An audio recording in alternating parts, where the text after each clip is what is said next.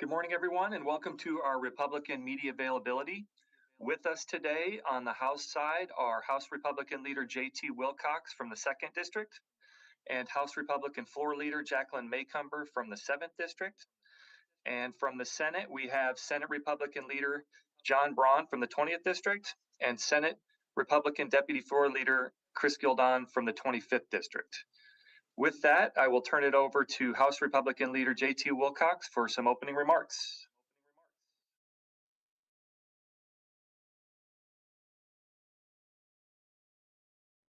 Sorry about that. Thank you, everybody, for being on.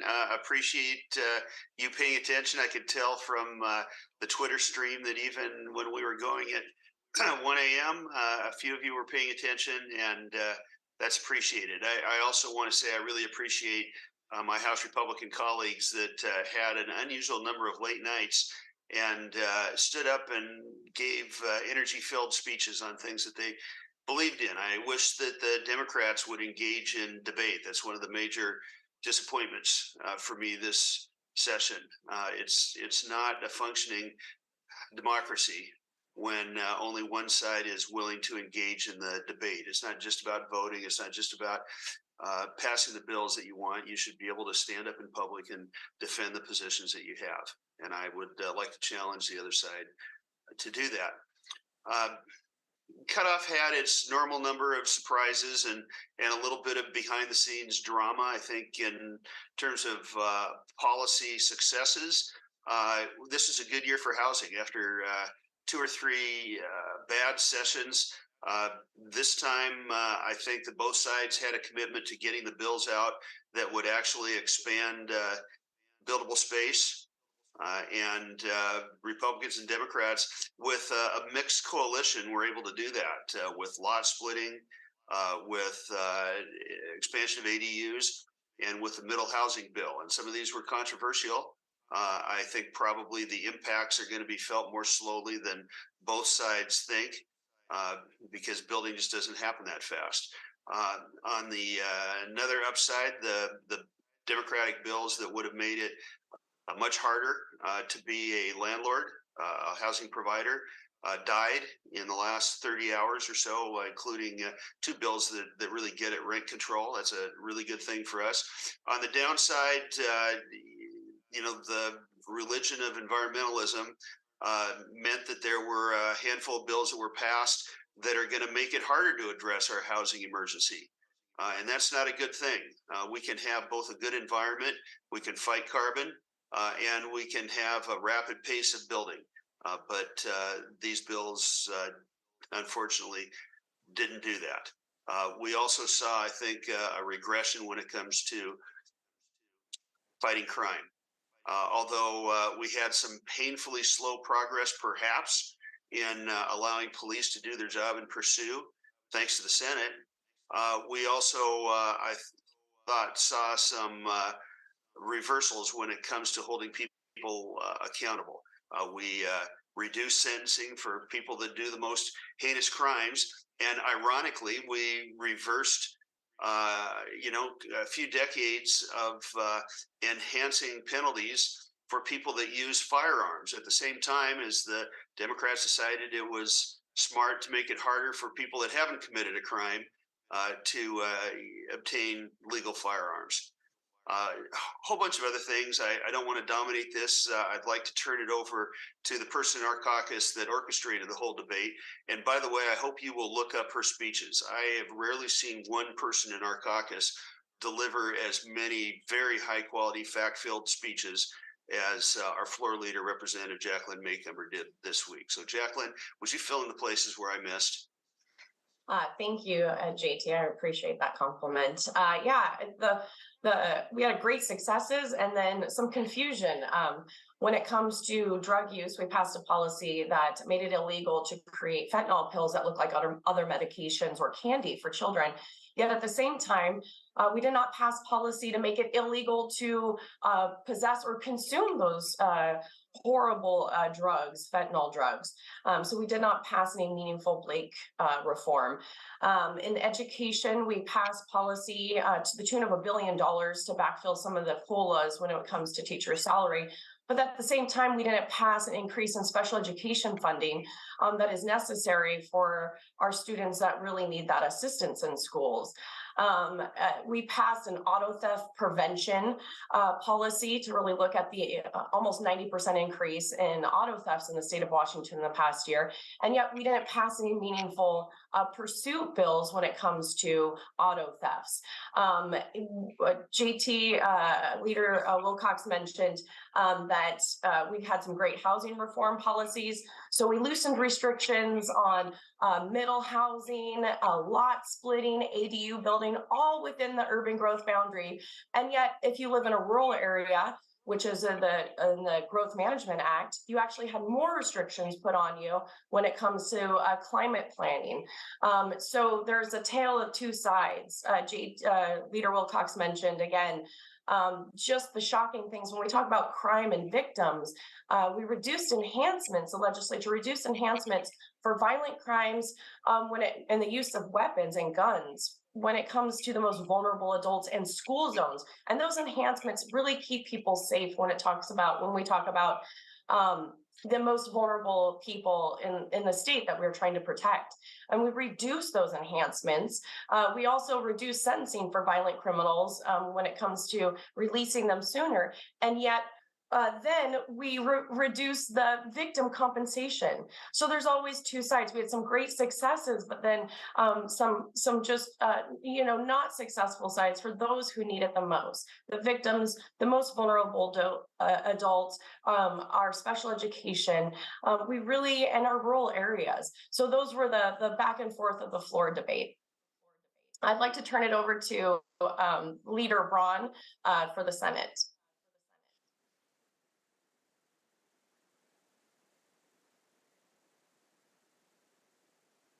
There we go. Thanks, Jacqueline. Thanks, everyone, for being here. It's a pleasure to be here after cutoff.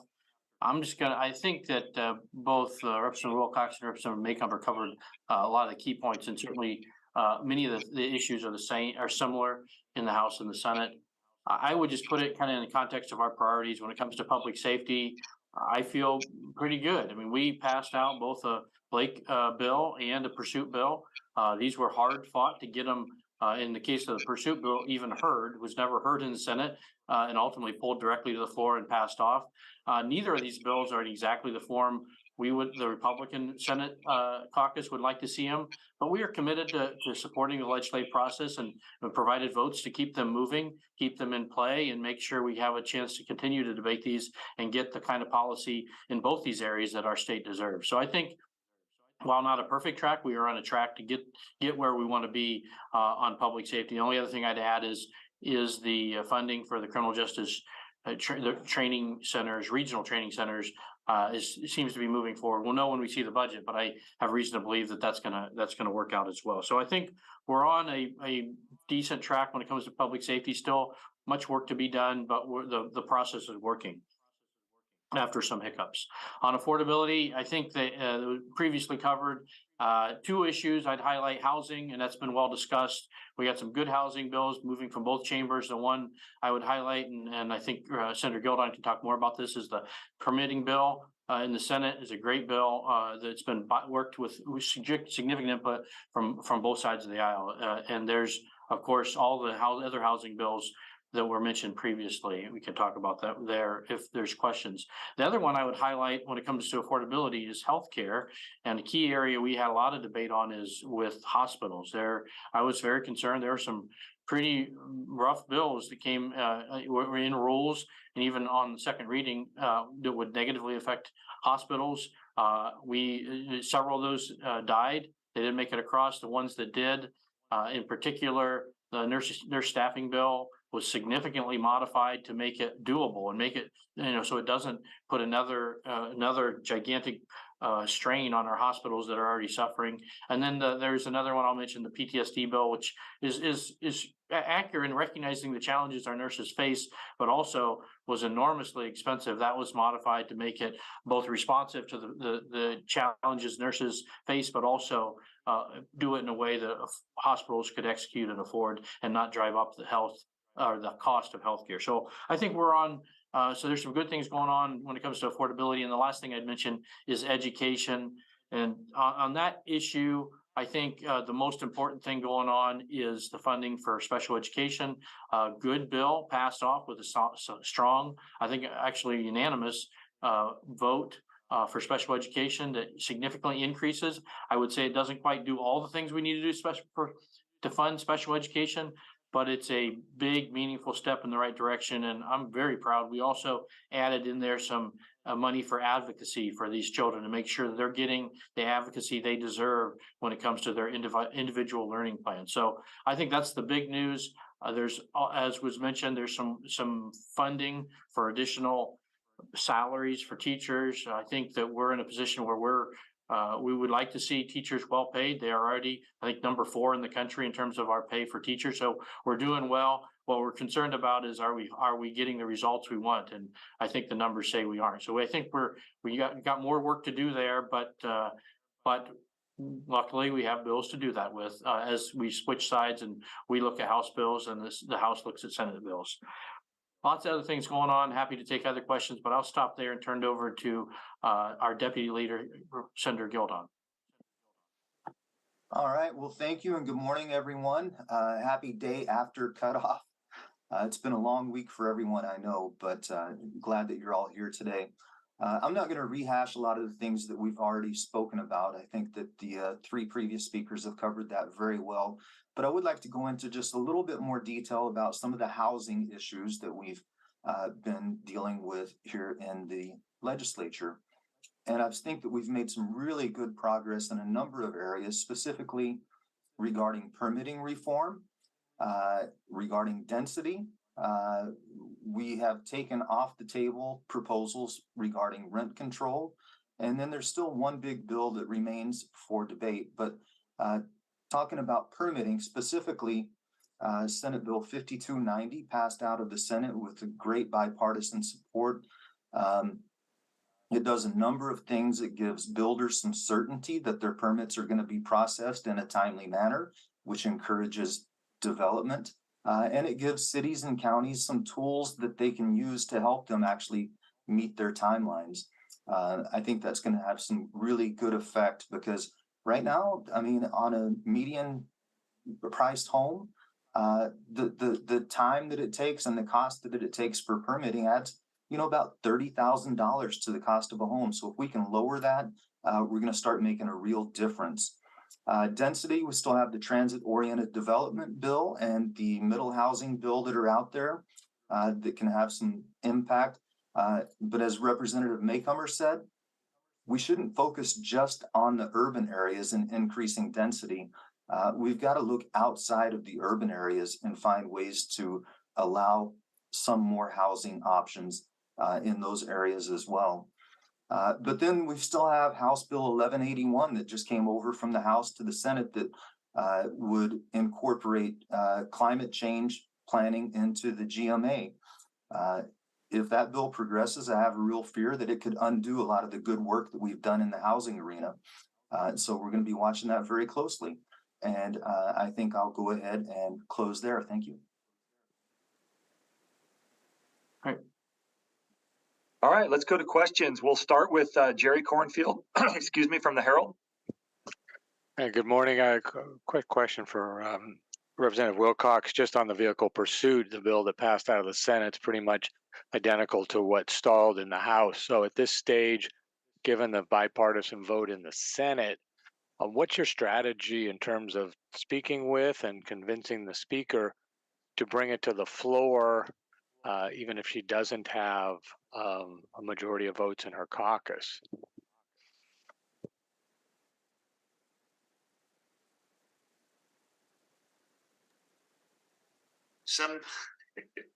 John keeps muting me because he's afraid of what I'm going to say offline. But I'm encouraged by the fact that yesterday and earlier in the week, there were a handful of bills that, without a lot of fanfare, passed with less than 50 Democratic votes. And I think that's a really good sign. One of those earlier, we actually vote counted to be sure that there was not going to be some embarrassment for the speaker on the floor. The others, I think, were just fairly confident leap of faith.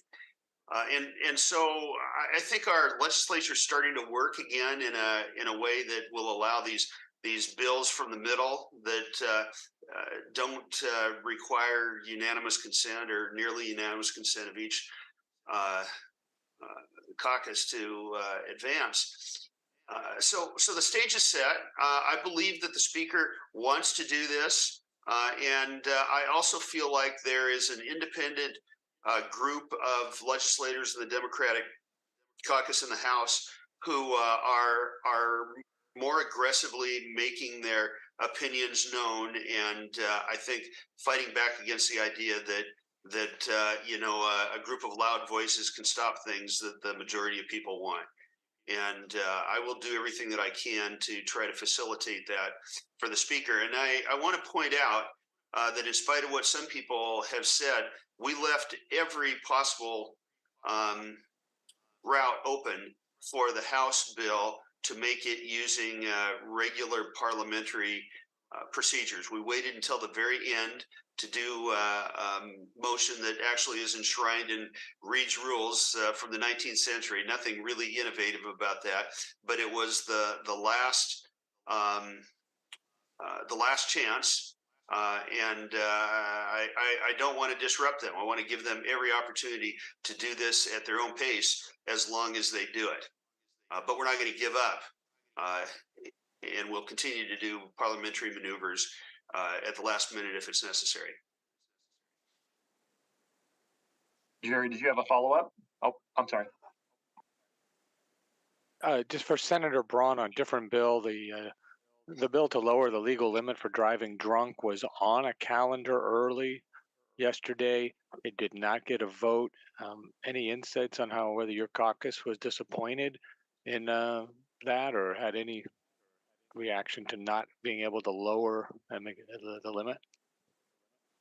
Well, I think on that bill, everyone that saw that bill initially was very supportive of that bill. As we heard from folks who would have to implement the bill in many different places, concerns arose, but I don't think it was partisan. I think there were supporters on both sides of the aisle, and I think there's folks that had concerns on how you would implement it in a reasonable way on both sides of the aisle. In the end, the majority just made the decision that the votes weren't there, and the time it took to get that bill across wasn't warranted. But I'm proud that they did turn around and run Mike Padden's bill, which goes after the higher level offenders. And if we look at the data, we know that's where the larger risk to drivers is at. So I think it's just a priority issue, wasn't a political thing, and we picked what I consider the better bill, the bill that will have the bigger impact on the safety of our roads, and that passed off with a bipartisan vote.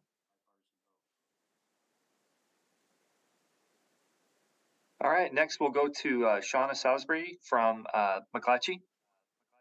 Good morning. This might be more of a specific question to Representative Gildon, but I just heard you mention House Bill 1181. Can you expand on that a little bit more? How would incorporating climate change planning affect development? Well, it's just everything that we do to add additional regulations onto the building increases cost. It's cumulative, it's packed on time over time. And, I don't know that I could say it any more clearly than that. It's just one additional thing that provides restrictions on ability to develop. I would add on that, we already, whether we like it or not, and I think most of the folks on this call didn't like it, but we already have a system that's aimed at getting after climate change. That's the cap and trade system put into law a couple of years ago and went into effect this year. And we know that's already adding enormous cost to not just to everything we do, including building. We saw the auction prices come out yesterday. They're over double what they are projected to be when it was put into place. This is an enormous burden and cost to building as it is. And that's the system the legislature chose to deal with climate change, right or wrong. Why would we want to have two systems to deal with it that will just add more cost and not make it any more effective? Did you have a follow-up, Shauna? No, I'm good. Thank you. Okay. Next, we will go to Claire Withicum of the Seattle Times. Good morning. Rep Wilcox, you said earlier that there were a number of surprises at this cutoff. I wonder if you could elaborate a little bit more. Were you thinking of anything in particular or multiple things? Excuse me. Sure. First of all, there was a deal that fell apart at the last minute on one of the bills that had been highly negotiated. It was kind of the rent control light bill. I don't have the number on the top of my head. Everyone involved in that thought that it was going to run and thought that it was going to run in a pretty constructive way. And at the last minute, it was determined that the Democrats couldn't support the bill. So that was a big surprise, a big disappointment to people that had put a whole bunch of effort into it. Then, I think Democrats had expected if they couldn't advance that, they'd advance the rent control bill, which of course we uniformly opposed, and that didn't come out. Another surprise was the bill that I'm not very good at remembering bill numbers. Maybe Jacqueline will jump in at some point and help me. The bill that people were calling the PSE bill that provided the large utility PSE a way and a lot of financing to almost immediately end any new hookups for natural gas. That bill, everyone had thought was going to be dead. In fact, I think even PSE thought that it had another year to kind of be perfected, and it unexpectedly came out and I think unfortunately passed because it is absolutely not ready to go and is going to cause a lot of hardship. And then, I think another priority Democrat bill that didn't come out, I'm glad it didn't, is the bill that would have made police civilly liable for their, for any mistakes that they make. They should bear the consequences, but I don't think their families should. That would have had, I think, a really bad impact on our ability to hire the best policemen and keep them in the police force in Washington. That was a Democratic priority bill, and I think in the end it didn't have enough support to come out. Here's another really positive surprise. I had a little rant a couple weeks ago about 1333, the Commission on Extremism, that just seemed to be nothing but a highly politicized way of going after political enemies. And although that was pulled from rules the day that I made my statement, it stayed on the floor calendar and never came out. That's a real positive surprise. Did you have a follow-up, Claire? Yeah, just quickly, Rep Wilcox, were you speaking about two separate rent control bills there? I just was a little confused, or is that one? Yeah, I was. I've got some notes here that will help me. So let me find those. 1388 and 1389. One was specifically rent control, and the other one was rejiggering all kinds of deadlines, and that one was the one that was highly negotiated. And actually, if it came out, it probably wouldn't have been a bad thing. But as I said, a deal that actually consumed a year of careful negotiation on both sides seemed to fall apart in the last day. And do you have a sense of why that deal fell apart? Like what aspect of that? That would be inside the Democratic caucus. I appreciate the people that put a lot of effort into it, and I don't really want to undercut them by speculating. Thank you. All right, next we'll go to Laurel Demkovich of the Spokesman Review. Thanks, John. I have a question on safe staffing. There was a compromise, as you mentioned, Senator Braun, that passed in the Senate, but I believe looking at this, you voted no on that. I guess, can you just explain your vote on that bill? And then in the House, is that compromise? Do you have a sense yet of if that's something you might be supporting moving forward? Yeah, so there was a significant compromise on the staffing bill. The final bill took out new staffing ratios and stuck with existing committees and largely the existing process. But it had some additional requirements that said if you don't meet your internal staffing ratios 80% of the time, then you need to report. And there's some involvement by L&I and the Department of Health. And they added that same sort of approach to meal and rest breaks. I mean, I think that was a reasonable compromise. If this bill was going to move forward, I voted no, because I still think this is not getting after the fundamental problem, which is we don't have enough nurses. Simply saying that we need more nurses to show up to the hospital doesn't create more nurses. And the notion that there's this huge bank of nurses that are just waiting to come back to work, I think is fundamentally false. It's just, we have to get after, recruiting and training more young folks and other folks into nursing school and get them trained up and out to our hospital. That's how you fix the problem. So was it a better bill than what's originally proposed? Absolutely, much better. And I understand why it passed. But was it a good bill that helped solve the problem? I don't think so. An important aspect to that would be the nurse compact policy that allows nurses to work across state lines from Idaho and military spouses. And that's the Mike Volt's policy. And my understanding is it did not pass. And so we need to have both to happen. Actually, Jacqueline, it did. So the compact bill did pass the Senate right after that bill passed on, I think, a unanimous vote. So it's coming your way. Well, even better. Yeah, that's great. Just to get into more of your question about the House, my instinct is usually to honor a compromise when, both sides continue to support it. I think we should always encourage people to work together and not interfere with agreements that have been tough to work out and reconcile sides that have been in a fight for a long time. As far as the bill itself goes, Republicans in the House, like the Senate, have opposed a rigid ratio bill for a long time. That's not going to change. And when it comes over here, it's going to be tested. One test is, will the people that made the deal stick to the deal? That doesn't always happen. And it's not very good. I think when that happens, it shows,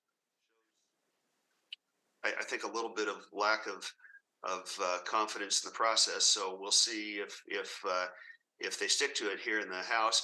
And then, because compromises often happen late in the process, other people get a chance to look at it, and then we get to hear their opinions as it comes into the opposite House. So those are the two tests that is going to have to pass. I'm really glad, though, that it's so much improved from the original form of the bill. And just to round that out a little bit is, we can't increase the number of nurses in the hospitals if we don't have them if they're not trained and certified. And so I would expect that in the budget, you're probably going to be seeing a decent amount of funding for those nurse training programs so that we can actually get additional nurses trained and certified and ready to go to the workforce. Laurel, did you have a follow-up? No, I'm okay. Thanks. Okay. Next, we will go to Jeannie Lindsay. Hello, good morning. I wanted to ask about two bills that passed out of the House. The first was the child sex abuse statute of limitations. There were talks on the floor about side guards needing to be added to that.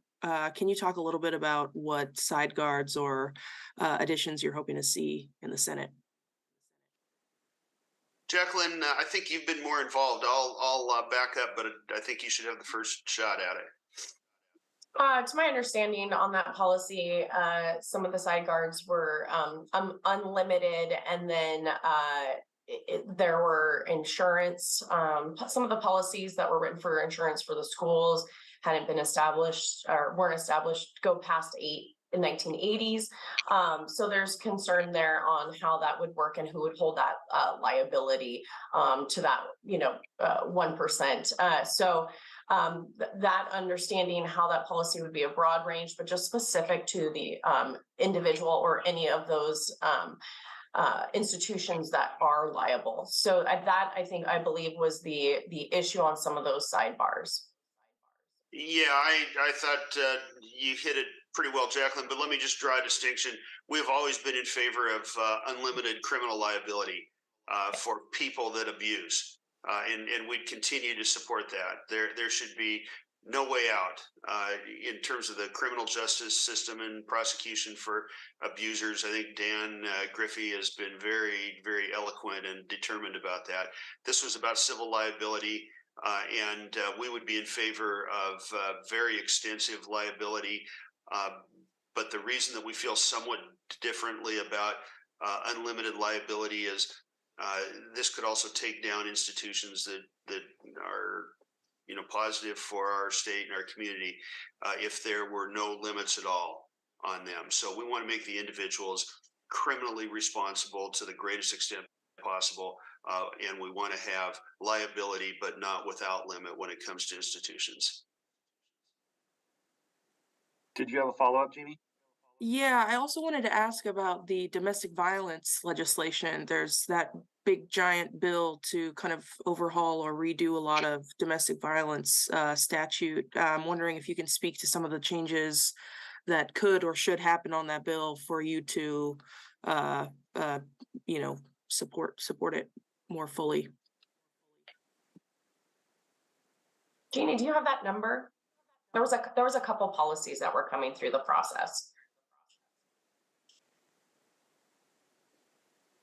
I'm so sorry, off the top of my head, I do not have it. But it was sort of the bigger bill that was included. If you give me a second, I will look up because there was a few policies that we were working on for the floor. And Jeannie, do you mean the one that was debated towards the end of yesterday?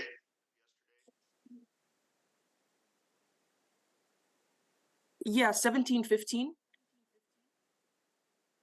Oh.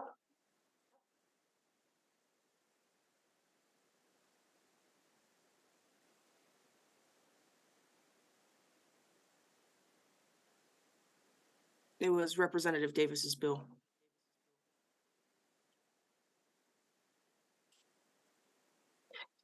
Yes, we had some bipartisan support. There was a couple issues on the broadness of that policy, and I think it's just simple fixes that we will be able to get to in the Senate. It was very broad, and there were some things that we were discussing when it came to fully investigating those when it came to, in my understanding, firearm restrictions on those days, getting to the judge and making sure that was cleared. And that is my understanding, and I think it will be fixed as we move forward.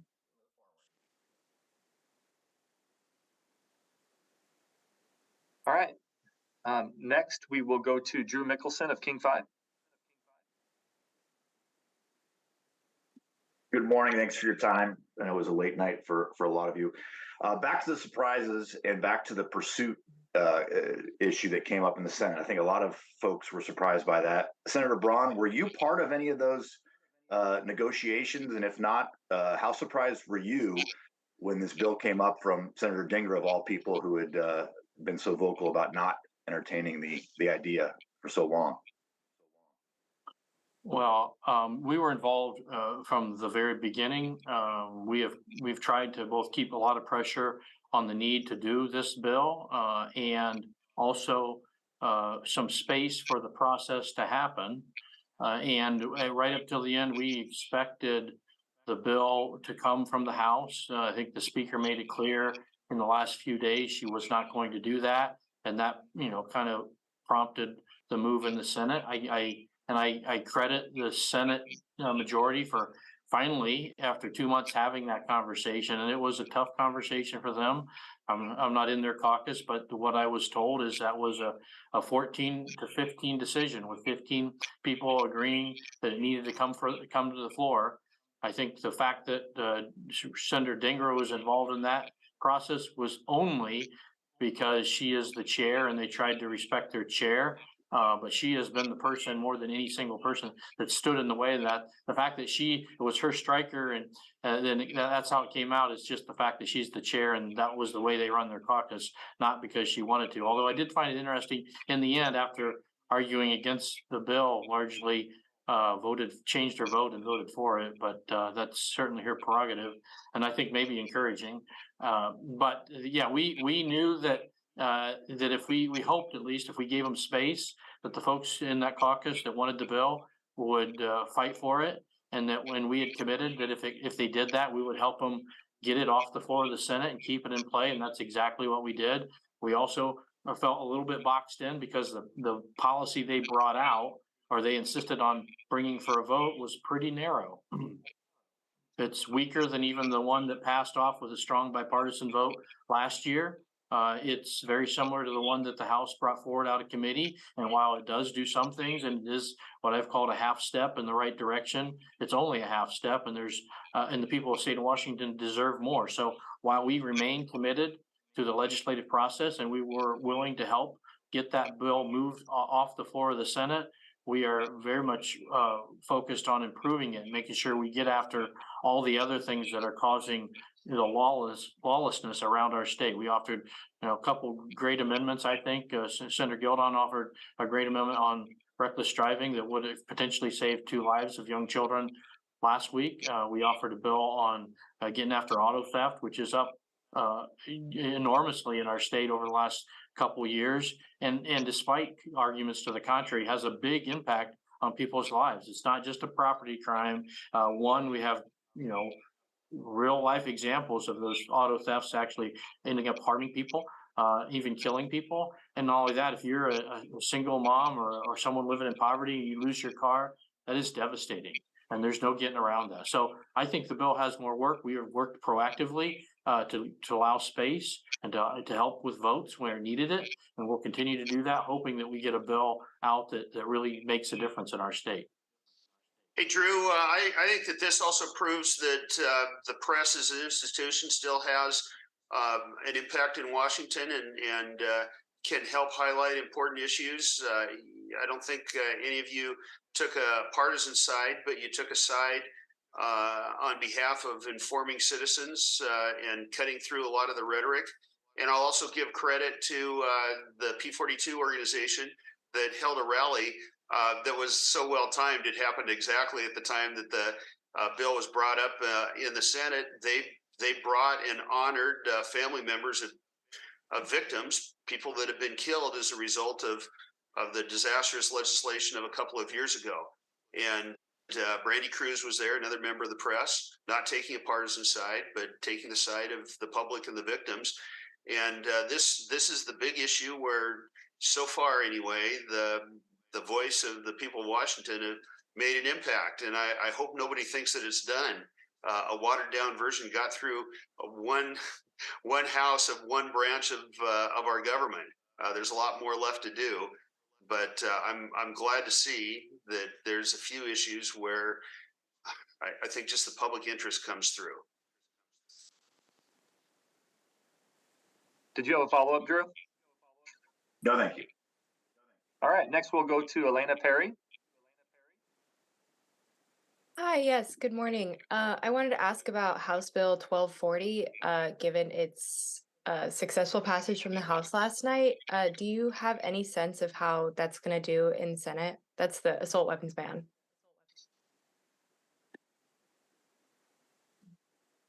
Well, I don't have a sense of how it's going to do in the Senate, but I'll note that the only bipartisan vote on that bill was the no vote. And in both of the gun control bills, there were Democrats that joined with Republicans in opposition. Then I'll just rely on my Senate colleagues to answer your question about the Senate. I don't think there's any support for that bill in our caucus. We'll see how it plays out. But I mean, the reality is the Democrats have a strong majority. If they have a will to pass these types of bills that I think fly in the face of our state and our federal constitution and the recent rulings, then they have the political power to do that. I think that'll play out longer term in the courts. In the meantime, the sad truth is they do nothing demonstrable to affect the levels of crime and violence in our states. It's not law-abiding gun owners that are causing the problem. And as Representative Makemer pointed out earlier, when you do this and at the same time you reduce the the consequences for folks who misuse firearms, you're not going to solve the problem. And I just want to note that we reduced the enhancements around school zones, which I think is just one of the most shocking things that policies that would have passed the legislature this year. Those are our most vulnerable individuals in society, the vulnerable adults, our children, and reducing those enhancements is a shock. When we talk about the health and safety of our communities, we should really be discussing fentanyl and drug use. You're more likely to die from that many times over. I would like to continue to make that issue really important. That's the next generation. Those are our children. Those drugs are in our schools, and we really need to address that issue. We are in a crisis mode, and it's time that we have that discussion in the legislature and address this shocking issue of drug use and fentanyl.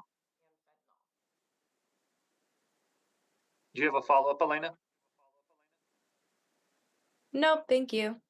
Okay. Hey, John, can I jump in for a second? I had a friend text me a correction. I was talking about the negotiated landlord-tenant bill that ended up not running. That was HB 1124. I wanted to get that right. Sorry about the imprecision earlier. No problem. The last two questions come from Joe O'Sullivan of Crosscut, who provided them to me in an email. The first one is for Senator Braun. Curious to get your thoughts on the state of housing legislation now that we're post-cutoff. What are you happy about, and what concerns you? Well, I appreciate the question. A lot of this has already been talked about, much of it in kind of our intro, but I'll highlight a few things. I think there's a number of things. Broadly, we're in a good shape, and bills have passed from Senate to House and House to Senate to help this. We have the transit bill, we have the middle housing bill, we have the lot splitting bill, we have the permitting bill that Senator Gildon talked about. So these are all things that are positive. Some of them we like more than others. I'd just be candid. If you think about, transit doesn't affect our districts as much, but it's part of the solution. We've been supportive. Middle housing is a controversial bill that there's supporters and detractors on both sides of the aisle. But some of us think that, that helps both in urban and some in rural districts. And I hope that continues to move forward and we're willing to have those tough discussions and take tough votes, because we also expect there'll be bills like the permitting bill that come forward to make the regulatory environment better. So I think on mix, this is, as was said earlier, maybe one of the best areas of the session so far where we're making positive change. There are still we've some bills that were harmful to our housing situation have died. I think now on both sides of the aisle, or both sides of the rotunda rather, the rent control bills or pseudo rent control bills have died. That's a good thing. Those bills do nothing to help drive down the cost. In fact, they just prevent additional capital from investing in our state and building out the housing we need. We need more housing. It's as simple as that. And then we've talked about the GMA bills, and so far there were, I think, 4 that we were concerned about. 3 of those are not with us any longer.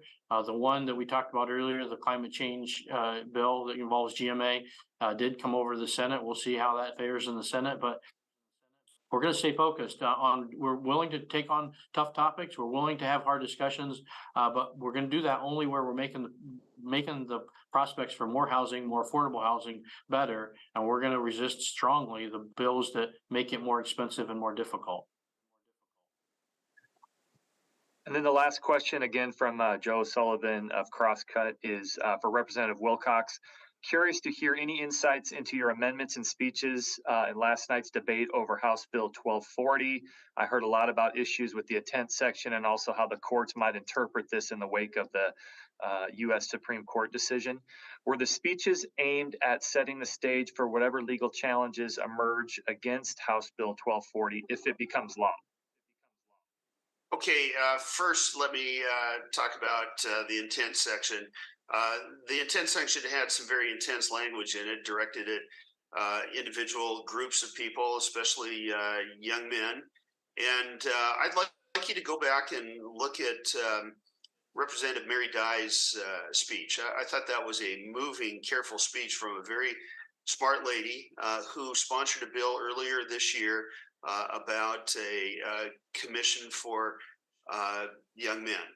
And it was scorned, I think, to some extent by Democratic leadership because they didn't understand that she's not trying to provide advantages for young men. She's trying to recognize that so many of our societal challenges are due to what's happening to young men in our society, and it's young men of every description. And she went back and talked about that again. The intent section of this bill I thought was highly toxic towards those that part of our society that excuse me is in such crisis.